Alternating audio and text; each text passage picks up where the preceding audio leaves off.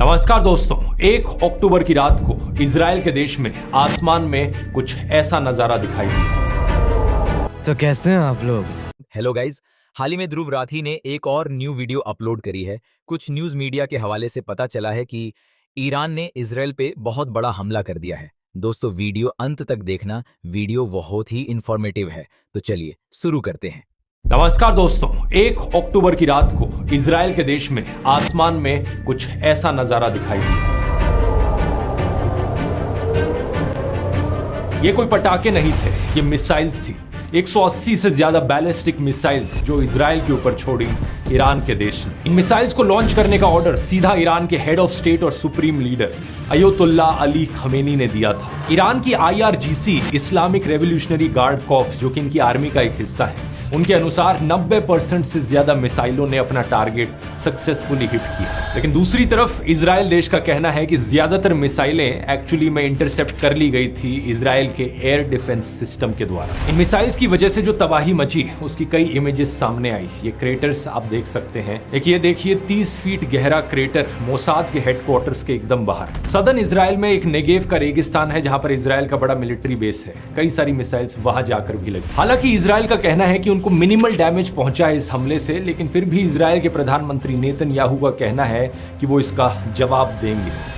Iran made a big mistake tonight, and it will pay for it. The regime in Iran does not understand our determination to defend ourselves and our determination to retaliate against our enemies. सबसे बड़ा सवाल यहाँ पर ये कि आखिर Iran कैसे involve हो गया इस वॉर में। पिछले साल हमास के हमले से शुरू हुई ये वॉर अब कई देशों के बीच फैल चुकी है। इजराइल ना सिर्फ पैलेस्टाइन पर हमला कर रहा है, बल्कि लेबनान पर भी अटैक हो रहा है। हमास, हिजबुल्लाह और हुतीस जैसे कई सारे पैरामिलिट्री ग्रुप्स और आतंकवादी संगठन भी इस युद्ध में हिस्सा ले रहे हैं, और अब ईरान जैसा देश भी इसमें डायरेक्टली इन्वॉल्व हो गया। इसी के चलते गोदी मीडिया ने 26वीं बार वर्ल्ड वॉर 3 का ऐलान कर दिया है। World on the brink of World War III. World War III has already started. The World War is already upon us. आखिर ये सब कैसे हुआ और आगे क्या होगा इस युद्ध में, आइए समझते हैं ये सारी चीजें आज के इस वीडियो में।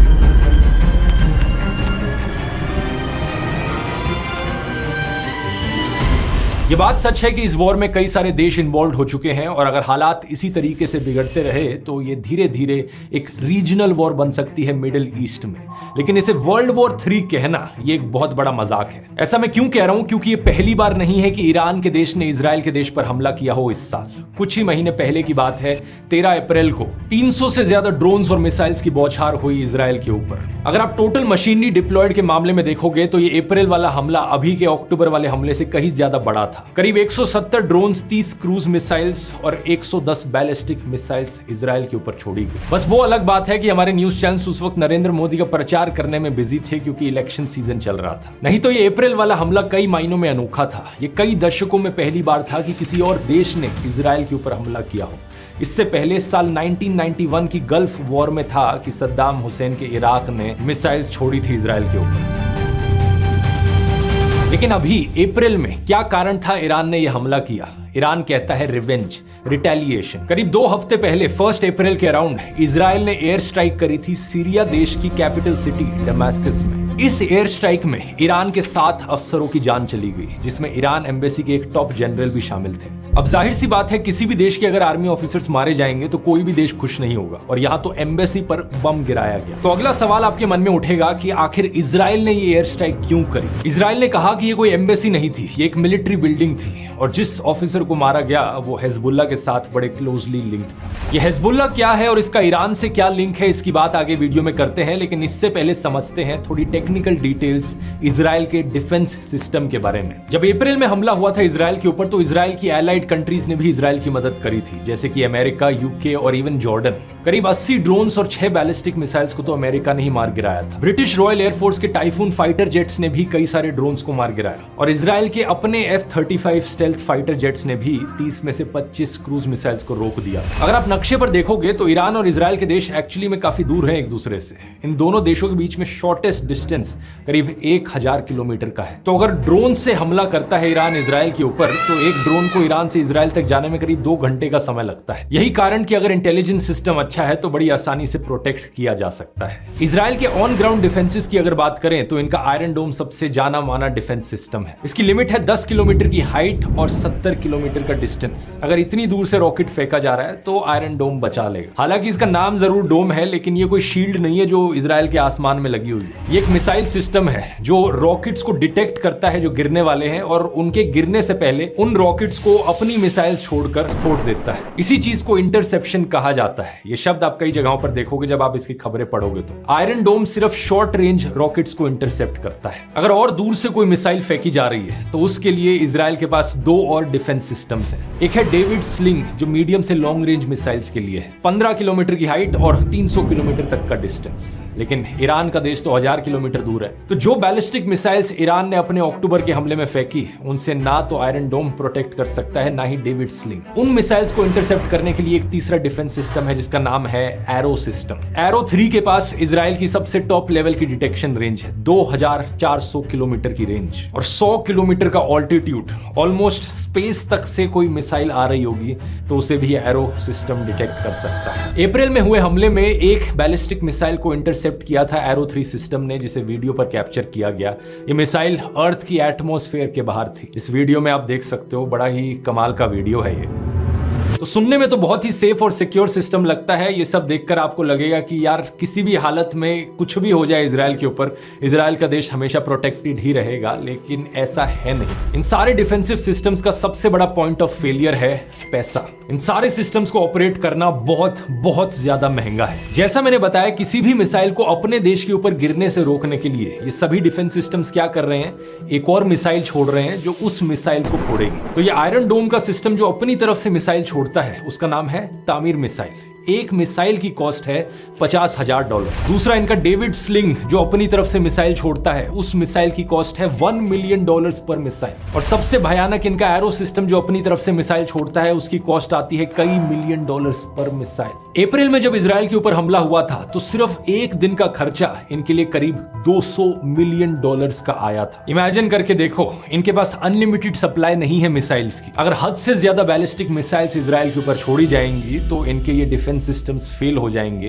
क्वांटिटी की वजह से और पैसे की वजह से। यही कारण है कि अक्टूबर में किए गए इन हमलों के बाद ईरान के फॉरेन मिनिस्ट्री स्पोक्सपर्सन नासर कनानी ने बयान दिया कि ये सारे स्ट्राइक्स एक limited act of self defence थे और वेस्टर्न कंट्रीज को इस बात की तारीफ करनी चाहिए कि और ज्यादा कुछ नहीं करा गया। ये स्टेटमेंट अपने आप में एक धमकी की तरह है कि ईरान धमकी दे रहा है इजराइल को, शुक्र मनाओ हमने और ज्यादा हमला नहीं किया। ईरान के जो हथियार हैं वो अपने आप में कुछ कम डरावने नहीं है। कुछ मिसाइल्स जिनका इस्तेमाल किया गया इस हमले में वो स्टेट ऑफ द आर्ट थी, जिनका पहली बार इस्तेमाल किया गया, जो पिछले ही साल बनी थी, जैसे कि 2023 की फतेह मिसाइल्स।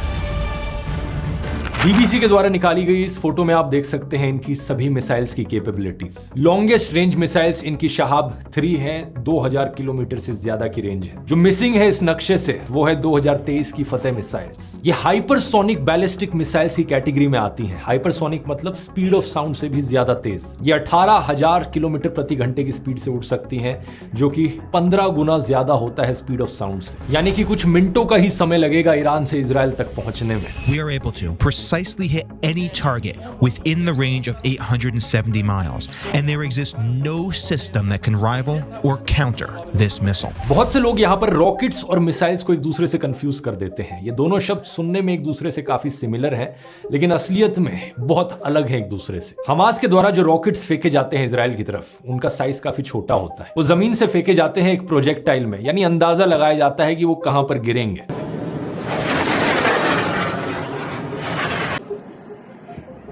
लेकिन बैलिस्टिक मिसाइल्स दूसरी तरफ एक 3 मंजिला इमारत जितनी बड़ी होती हैं। इनमें प्रिसीजन टारगेटिंग होती है, एग्जैक्टली कहां गिराना है इन्हें वो कंट्रोल किया जा सकता है। सही में धरती के एटमॉस्फेयर के बाहर जाकर वापस अपने टारगेट पर गिर सकती हैं। ये सही में भयानक है देखना कि इंसानों ने कितने खतरनाक तरीकों के हथियार बना रखे हैं। यही कारण कि अप्रैल के हमले के बाद यूनाइटेड नेशंस के सिक्योरिटी काउंसिल ने एक इमरजेंसी मीटिंग बुलाई थी, जहां पर सेक्रेटरी जनरल ने कहा दोनों साइड्स को डिफ्यूज एंड डी एस्केलेट। अब इजराइल पर हिजबुल्ला और हुतीज जैसे ग्रुप्स तो ऑलरेडी काफी सालों से हमला करते आए हैं, लेकिन जब से इजराइल ने रिटेलिएशन किया और गाजा पर बमबारी करी, उसके बाद से इनकी तरफ से भी हमला और बढ़ गया। ये तीनों ग्रुप्स, गाजा में हमास, येमेन के देश में हुतीज और साउथ लेबनान में हिजबुल्ला, इन्हें ईरान का प्रॉक्सीज माना जाता है। यहाँ इन्हें एक्सिस ऑफ रेजिस्टेंस का भी नाम दिया गया है, यानी कि ईरान का देश इन्हें पीछे से फंड करता है, पैसे देता है और सपोर्ट करता है। इस सब के पीछे एक बड़ा लंबा इतिहास है, जिसे एक 20 मिनट के वीडियो में समझा पाना तो पॉसिबल है नहीं,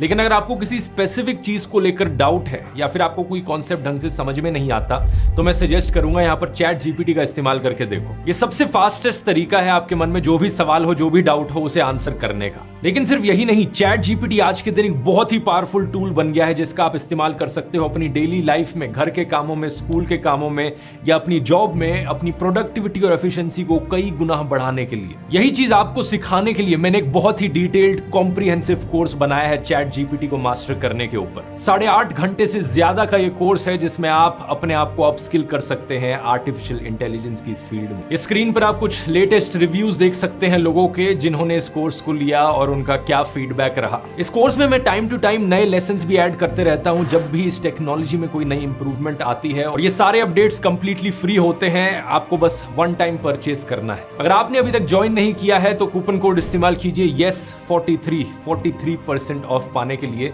इसका लिंक नीचे डिस्क्रिप्शन में मिल जाएगा, या फिर आप इस QR कोड को भी स्कैन कर सकते हैं। अब टॉपिक पर वापस आते हैं। हिजबुल्ला की स्पेसिफिकली बात करें तो ये दुनिया के one of the most heavily armed non state groups में से है। एक शिया मिलिटेंट ग्रुप जो उभर कर आया था साल 1982 में, जब इजराइल ने लेबनान देश का इन्वेजन किया था। साल 1985 में ये ऑफिशियल बने और अपना मैनिफेस्टो बनाया इन्होंने कि ये लेबनान से वेस्टर्न पावर्स को बाहर निकालेंगे और इजरायली स्टेट के डिस्ट्रक्शन की मांग करते हैं। ऑलमोस्ट सभी वेस्टर्न कंट्रीज, अमेरिका, यूरोप के देश हिजबुल्ला को एक आतंकवादी संगठन मानते हैं। हालांकि भारतीय सरकार ऐसा नहीं मानती। लेबनान के देश में जो सदर्न हिस्सा है, करीब 22 साल तक उसे इजराइल ने ऑक्यूपाई कर रखा था।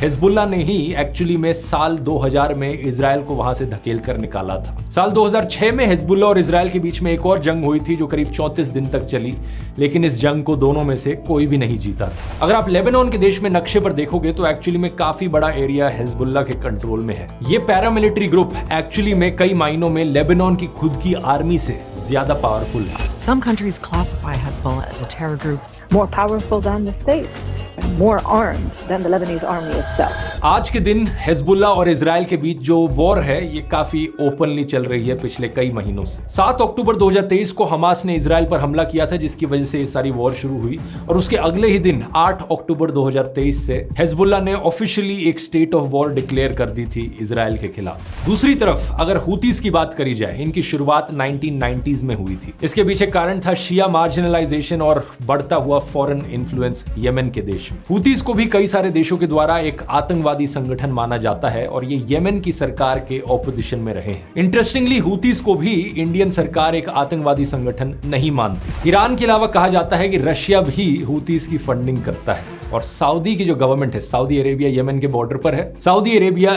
येमेन सरकार के सपोर्ट में है वेस्टर्न कंट्रीज के साथ। इस नक्शे में आप देख सकते हो कि सऊदी अरेबिया और ईरान दो बड़ी रीजनल पावर्स हैं मिडिल ईस्ट की, और अपने आसपास के देशों में दोनों ही देश या तो किसी दूसरी सरकार को सपोर्ट करते हैं या उस सरकार के खिलाफ रेबल्स को सपोर्ट करते हैं। येमेन में सऊदी की सरकार येमेन सरकार के फेवर में और वहां के रेबल्स के फेवर में है ईरान। इराक में सऊदी इराक सरकार के फेवर में, ईरान रेबल शिया ग्रुप्स के फेवर में। सीरिया में भी यही हाल, लेबनान में भी यही हाल। और इंटरनेशनली अगर देखा जाए तो western countries, USA, European union, ये सारे सऊदी के फेवर में ज्यादा आते हैं, और रशिया और चाइना जैसे देश ईरान के फेवर में ज्यादा आते हैं। तो आप मोटे मोटे तौर पर देख सकते हो कि किस देश का अलायंस किस तरफ है, और यही कारण है कि सऊदी अरेबिया का देश ईरान के देश के भी काफी खिलाफ रहता है। इवन दो दोनों मुस्लिम कंट्रीज हैं, लेकिन सऊदी अरेबिया सुन्नी डोमिनेटेड है और ईरान शिया डोमिनेटेड है।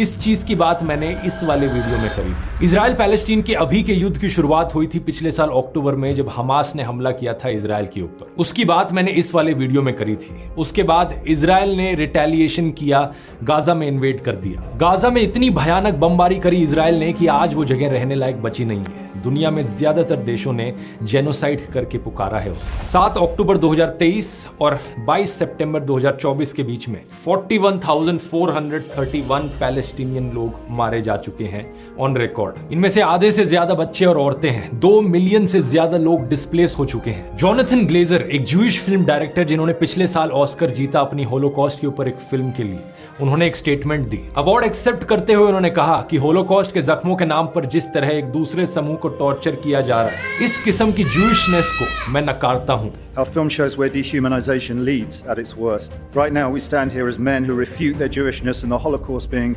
hijacked by an occupation which has led to conflict for so many innocent people. इनकी film the zone of interest fascism के हॉरर्स को बहुत बढ़िया तरीके से कैप्चर करती है। अगर कभी मौका मिले तो जरूर देखना। अब ये जो करंट वॉर चल रही है, इसमें हिजबुल्लाह एक्चुअली में काफी पावरफुल निकली। इजराइल और लेबनान के बॉर्डर पर करीब 80,000 से ज्यादा इजरायलियों को अपने शहर और नगर छोड़ने पड़े, क्योंकि डेली वहां से रॉकेट फायर आता था। दूसरा, हुतीज ने रेड सी को डिसरप्ट किया है, वहां आने जाने वाले जहाजों पर मिसाइल से हमला करके। करीब $1 ट्रिलियन के लॉसेस हुए हैं ट्रेड में इसकी वजह से। अप्रैल के हमले से पहले ईरान डायरेक्टली इन्वॉल्व नहीं था इस वॉर में, हालांकि अपने प्रॉक्सीज के थ्रू हमला कराया जा रहा था, लेकिन 14 अप्रैल को ऑफिशियल स्टेटमेंट उनकी तरफ से दी जाती है। अब से ज़ायनिस्ट रेजिम अगर हमारे इंटरेस्ट, एसेट्स और लोगों या सिटीजन्स पर हमला करेगी तो हम काउंटर अटैक करेंगे, ये कहा जाता है IRGC के हेड हुसैन सलामी के द्वारा। फिर 31 जुलाई को एक बड़ा हाई प्रोफाइल असैसिनेशन होता है ईरान की राजधानी तेहरान में। इस्माइल हनैया, हमास के पॉलिटिकल लीडर को मार दिया जाता है। Palestinian militant group Hamas has said its political leader Ismail Haniyeh has been killed in Iran. किसने मारा ऑफिशियली कुछ नहीं बताया गया, लेकिन ये बात ऑब्वियस है कि इजराइल को यहाँ सस्पेक्ट किया जा रहा है। इसके बाद जुलाई में ही ईरान के मिनिस्ट्री ऑफ फॉरेन अफेयर्स के स्पोक्सपर्सन ने कह दिया था कि blood will never be wasted. Retaliation की वार्निंग्स तभी से आनी शुरू हो गई। फिर 2 महीने बाद 17 सितंबर को इनफेमस पेजर हमला होता है हिजबुल्लाह पर। ढेर सारे हिजबुल्लाह ऑपरेटिव्स के पास जो पेजर डिवाइसेस थे वो फट जाते हैं, कई सारे लोग इनके मारे जाते हैं इसमें। और 20 सितंबर को एक और हाई प्रोफाइल असैसिनेशन होता है। इब्राहिम अकील, हिजबुल्लाह के स्पेशल ऑपरेशन फोर्सेस यूनिट का कमांडर। ये सब ईरान के प्रॉक्सीज थे, तो जाहिर सी बात है ईरानियन सरकार इससे बिल्कुल खुश नहीं थी। लेकिन अगले कुछ दिनों में इससे भी बड़े हाई प्रोफाइल असैसिनेशंस होते हैं। 25 सितंबर को हिजबुल्लाह के मिसाइल यूनिट का लीडर मारा जाता है। 27 सितंबर को IRGC के ब्रिगेडियर जनरल अब्बास निल्फरोशन एक एयर स्ट्राइक में मारे जाते हैं। ये एयर स्ट्राइक हिजबुल्लाह के मेन हेडक्वार्टर पर करी गई थी, और इसी एयर स्ट्राइक में हिजबुल्लाह के टॉप लीडर हसन नसरल्लाह भी मारे गए, जो कि 1992 से जनरल सेक्रेटरी रहे थे हिजबुल्लाह के। लेकिन बड़े से बड़े लीडर्स मारे जाने के बाद भी लेबनान पर नॉन स्टॉप एयर स्ट्राइक्स आज भी चलती जा रही हैं। हिजबुल्लाह की तरफ से भी रॉकेट्स इजराइल की तरफ फेंके जा रहे हैं। ये वॉर रुकी नहीं है। सितंबर के आखिरी हफ्ते में करीब 1000 लोग मारे गए इजरायली एयर स्ट्राइक्स में लेबनान में। यूनाइटेड नेशंस और USA दोनों इन सारे अटैक्स को लगातार कंडेम कर रहे हैं, लेकिन इजराइल की तरफ से रुकने का कोई संकेत सामने नहीं आ रहा। 1 अक्टूबर वाले इस लेटेस्ट अटैक की अगर हम बात करें जो ईरान ने किया, तो इजराइल को शुरुआत में तो कोई संकेत नहीं दिख रहे थे कि ईरान भी उन पर रिटेलिएटरी एयर स्ट्राइक कर सकता है। लेकिन अमेरिका वो देश था जिसने सबसे पहले इस अटैक को एंटिसिपेट किया और इजराइल को इन्फॉर्म किया। 1 अक्टूबर को करीब शाम के 7:30 बजे IDF ने कंफर्म कर दिया था कि मिसाइल्स ईरान से इजराइल की तरफ लॉन्च हो चुकी हैं और पूरे देश भर में सायरन्स बजने शुरू हो गए थे।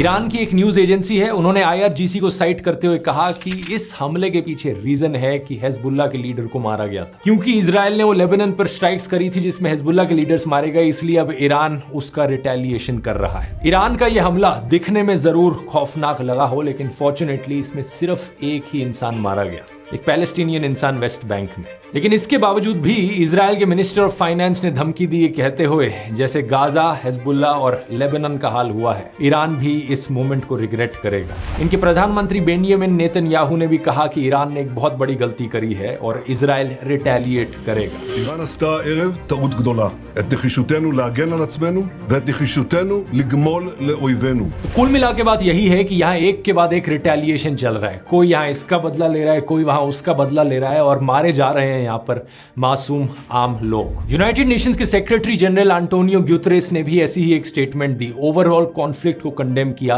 किसी एक पर्टिकुलर देश को ब्लेम करने की जगह। इंडियन सरकार की तरफ से रिएक्शन भी सिमिलर ही रहा है। इंडियन गवर्नमेंट ने ईरान के इस हमले का कोई डायरेक्ट अनइक्विवोकल कंडेमनेशन नहीं किया है। इंडिया की तरफ से बस स्टेटमेंट आई है, we are deeply concerned at the escalation of the security situation in West Asia. We urge that all issues be addressed through dialogue and diplomacy. सभी इंडियन सिटीजंस को कहा गया है कि ईरान में सारा नॉन एसेंशियल ट्रैवल अवॉइड किया जाए। जो लोग ऑलरेडी ईरान में रह रहे हैं वो विजिलेंट रहें और इंडियन एम्बेसी के साथ कांटेक्ट में रहें। फॉरेन मिनिस्टर जयशंकर ने भी सिमिलर लाइंस पे अपनी स्टेटमेंट दी। हम समझते हैं कि इजराइल को जरूरत थी रिस्पॉन्ड करने की, लेकिन हम ये भी मानते हैं कि अगर कोई भी देश रिस्पॉन्ड करता है तो इंटरनेशनल ह्यूमैनिटेरियन लॉ को अकाउंट में लिया जाना चाहिए। ये केयरफुली देखा जाना चाहिए कि सिविलियन पॉपुलेशन को कोई भी डैमेज ना पहुंचे। आप लोगों को यह समझना चाहिए दोस्तों कि जब भी ऐसी सिचुएशन कहीं होती है तो सबसे ज्यादा नुकसान आम लोगों को ही होता है। ये पॉलिटिशियंस जो एक के बाद एक रिटेलिएशन करते रहते हैं, बदले के बाद बदले लेते रहते हैं,